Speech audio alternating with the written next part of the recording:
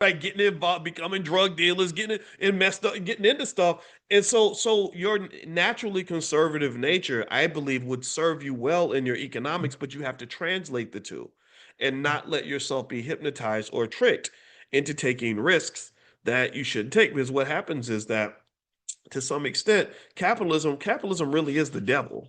Capitalism is, it's the devil because it can lull you to sleep. It can connect you to these materialistic addictions that can cause you to let go of money that you may need later on.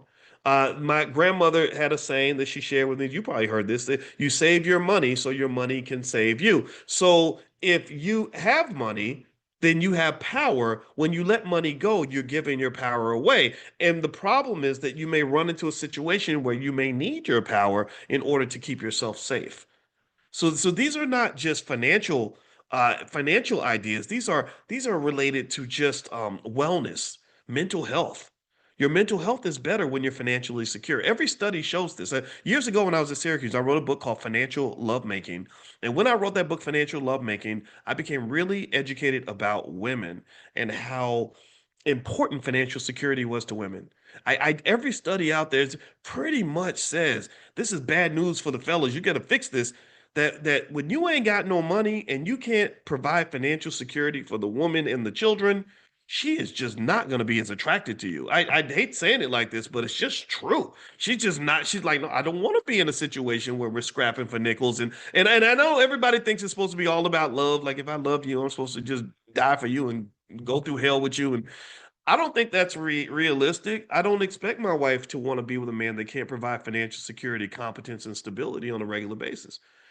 If I was creating a scenario that was making her anxious and creating just lots of instability and anxiety for her, it would not surprise me if she was interested in being in spaces or with people that allowed her to feel that security. So, to some extent, the heavy economic dependence of the black female on the corporation, on the government, on marrying the white man comes from the fact that America is a country that's so dastardly that they've stripped away the black man's ability to provide the tools of financial stability that are going to make her feel good. Right? I believe that. I believe this is sinister. I believe this is part of the game. This is what they did. So the question then becomes, if now that you know the game, now that we've solved the Scooby Doo mystery. Now that we know that wascally wabbit of a white man, we know what he did, right? We know. Oh, we know what you did. You created the welfare state, and you told them they had to take the black man out of the house in order for you to get your check, and you make sure the black men have the lowest unemployment rate, so he can't provide financial security. So now she turns to you.